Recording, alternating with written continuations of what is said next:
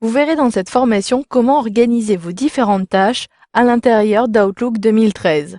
Vous verrez également par la suite comment les classer dans des dossiers différents ou dans de nouvelles listes. Pour commencer, sur l'affichage des listes des tâches, j'ai la possibilité de modifier l'organisation et je peux ainsi modifier le tri. Si je clique sur cette flèche-ci, cela me permet d'avoir cette fois-ci un ordre décroissant au niveau des échéances. Mes tâches sont bien ici classées par échéance. Si vous souhaitez plutôt organiser par un autre élément, cliquez droit ou sélectionnez échéance, puis dans le menu contextuel, vous le voyez, vous pouvez choisir par date de début, catégorie ou encore ici même par importance.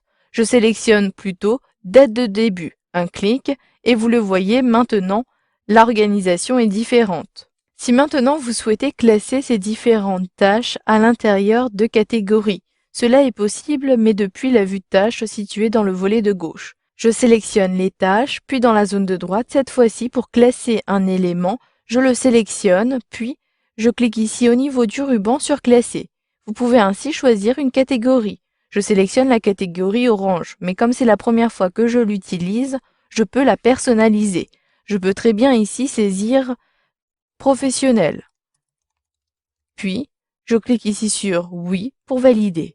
Je peux également, en cliquant ici, ajouter la catégorie rouge directement. Il est possible de gérer ces différentes catégories depuis le menu déroulant Classer.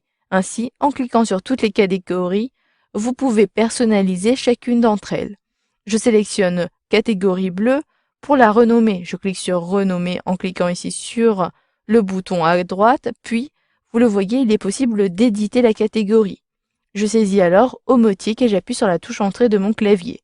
Si vous souhaitez modifier un élément, sélectionnez la catégorie, puis dans la zone de droite, vous pouvez ici modifier la couleur. Je souhaite plutôt avoir une couleur rouge foncé.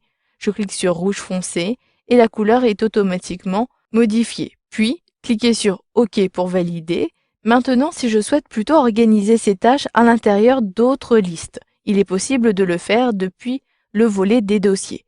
Cliquez droit au niveau du volet, puis sélectionnez ici Nouveau dossier. Je peux ainsi sélectionner dans l'arborescence mes tâches, mais avant cela, je clique ici pour donner un nom à cette liste de tâches. Je souhaite avoir une liste de tâches personnelles. Je saisis donc ici Personnel, puis sélectionnez bien les tâches de votre compte email. Si vous souhaitez avoir plutôt sur un autre compte, cliquez. Vous pouvez même ouvrir pour déployer l'arborescence et sélectionner le dossier concerné. Je clique ici sur OK pour valider et cela peut prendre un peu de temps pour que le dossier apparaisse dans le volet des dossiers. C'est pour cela que je vous recommande de redémarrer Outlook. Je peux ici donc fermer en cliquant sur la croix située en haut à droite.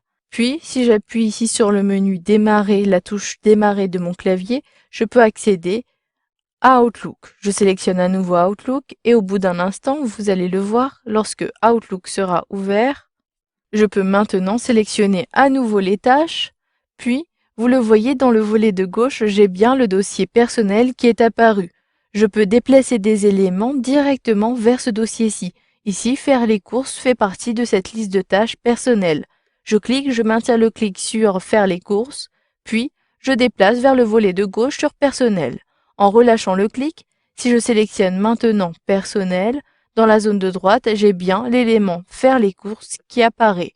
Vous pouvez créer de nouvelles tâches depuis ici ce bouton-ci. Cette nouvelle tâche sera alors créée dans le dossier sélectionné.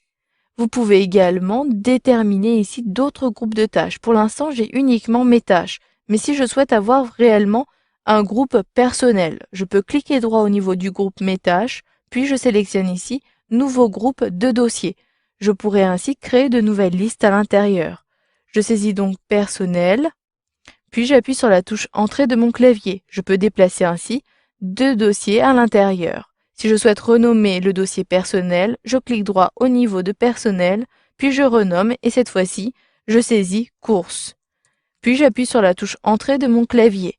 Vous le voyez, il est très simple de créer et d'organiser vos différentes tâches et si vous souhaitez même par la suite les supprimer, cliquez droit au niveau du dossier à supprimer, puis sélectionnez ici Supprimer le groupe. Vous avez donc vu dans cette formation comment organiser vos tâches à l'intérieur de différents dossiers ou voire de groupes.